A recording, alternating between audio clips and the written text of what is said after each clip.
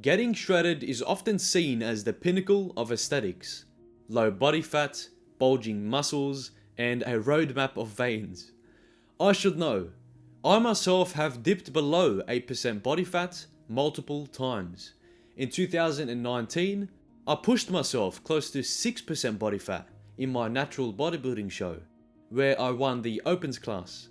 And yet, I must admit, I do think I look pretty insane at these low levels. But what if I told you, just like the masterful illusions of a magician, there's more that meets the eye. Prepare for a raw, unfiltered discussion of my own personal experiences with getting shredded, exposing the harsh realities that no one warns you about. The content we see online of these shredded individuals doesn't always reflect reality. The time, effort, sacrifices, and substances that some of these people take to look this way year round is often overlooked. All we see on social media are the highlight reels in the best lighting and the best training conditions. We never stop to think about the trade-offs that these people, including myself, have to undergo just to look this way. And then you start comparing and setting unrealistic goals in yourself that aren't sustainable at all. When I compete, for example, I literally hit peak form and conditioning for one whole week, and then I start to look normal again.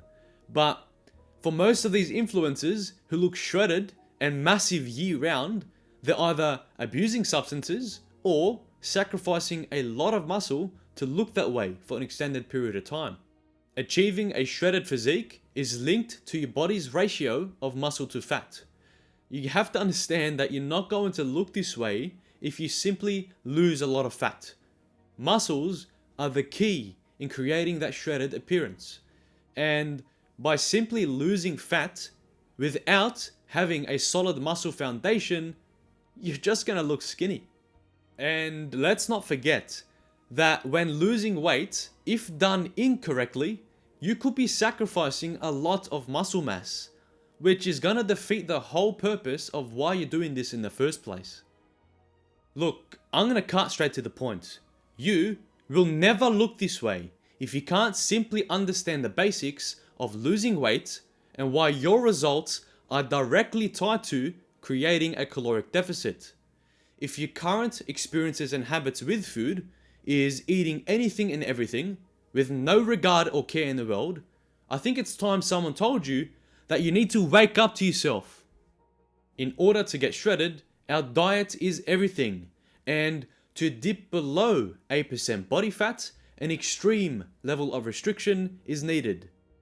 Eliminating entire food groups and eating almost the same foods every single day is the norm. Personally, I eat like 8 of the same things every single day for weeks. I don't have any cheat meals, let alone cheat days. You see, that's the problem. Not only is this unsustainable and unhealthy for your mental state, but this leads to deficiencies, extreme energy fluctuations, and very awkward social interactions. The constant need to have to track and control your food intake to the exact gram for months on end creates an unhealthy relationship with eating and decreases any enjoyment you get from any meals. As you can imagine, now because your sole focus is wanting to get shredded, this leads to social isolation during those months. I've experienced this every time I go into competition prep. I can't go out to any social events, parties, or eat out with mates because that usually revolves around food and drinks. Unfortunately, that's not the worst part. Now you've backed yourself into a corner and you begin going down a deep, dark spiral of mental and emotional challenges. Body dysmorphia, the ongoing obsession with how your physique looks, and the constant pressure to achieve a specific standard. From experience, this often leads to a massive rebound of weight gain, fueled by none other than binge eating. Straight after a prolonged weight loss period, if you do not plan a slow and steady rebound, this is going to trigger insane binge eating sessions with zero limits. Trust me, I know. after my shows in 2018 and 2019, I fell into severe binge eating. This saw me gain, ready? 10 kilograms, 10 kilo, 22.5 pounds or whatever the conversion is, 10 kilos in 2 weeks. And ready for the worst part? See that bed there? Yeah. I was in food comas almost every day. Think about it like this. You're stranded on an island for months with the absolute bare minimum to survive. And then, one day, out of nowhere, a boat appears and saves you. Just like our good old friend, Wilson! Imagine all the cravings that were on your mind during those months that you were lost at sea, deprived of everything, knowing that soon you're about to get all your cravings satisfied. Wilson! Wilson! Wilson! This is a vicious pattern that is arguably more dangerous for your health than getting to those very low body fat percentages. It's no surprise that drastically reducing your food intake is going to deny your body the energy it requires just to function normally. When shredding, our body's hormones get thrown out of balance, and the deeper you dive into the depths, the more they get thrown out of whack.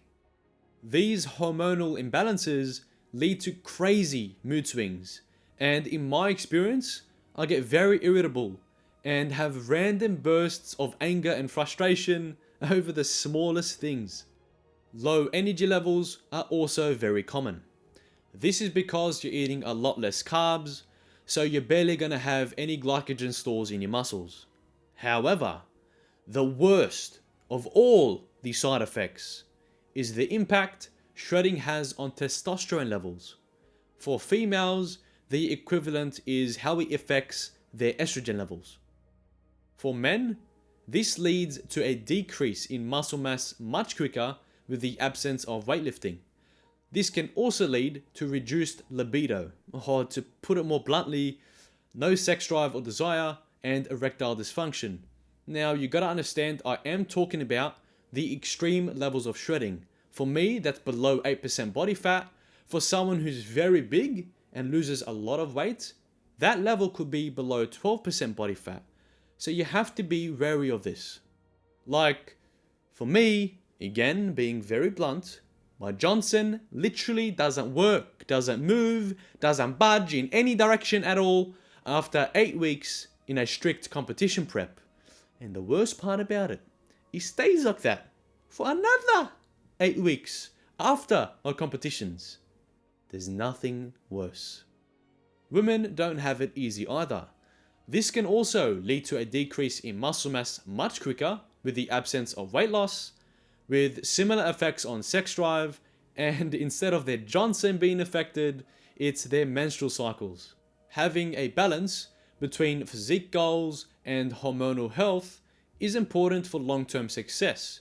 So, understanding these potential consequences before attempting a long-term shredding period is crucial. Your hormones aren't the only thing that's adversely affected.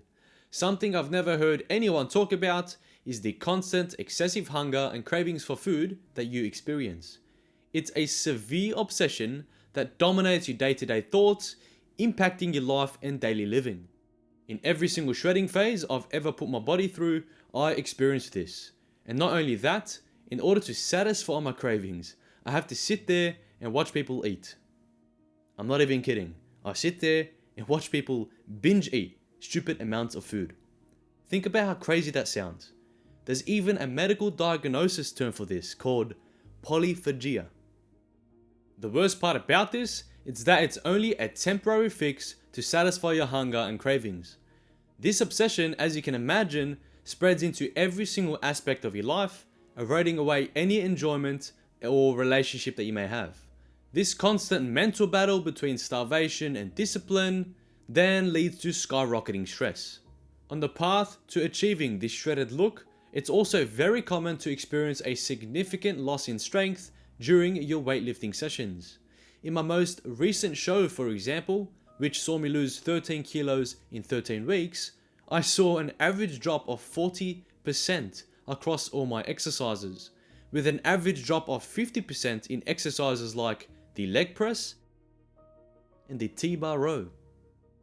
It's clear that our bodies need energy to perform at its best, and the calorie deficit needed for these extreme levels of body fat not only impacts your muscle function, but also your overall strength in the gym and during your regular day-to-day activities.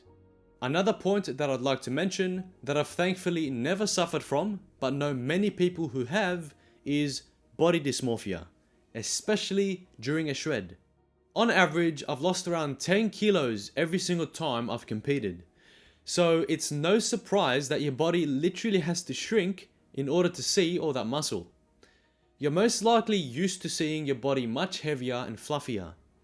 So your mind can play tricks on you, convincing you that you're much smaller and skinnier than what everyone else sees. This distorted reality can lead to dissatisfaction in your own achievements, despite all the amazing progress you made to look that way.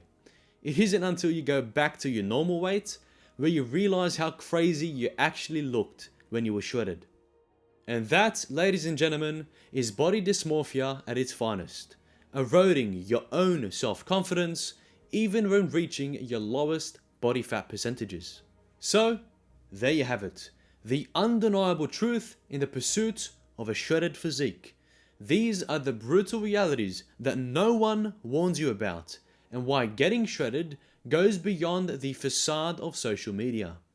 If you require additional one-on-one coaching, you can find the links to my website down in the description below. And while you're there, drop me a thumbs up if you learned something and slap the subscribe button for a yearly supply of gains.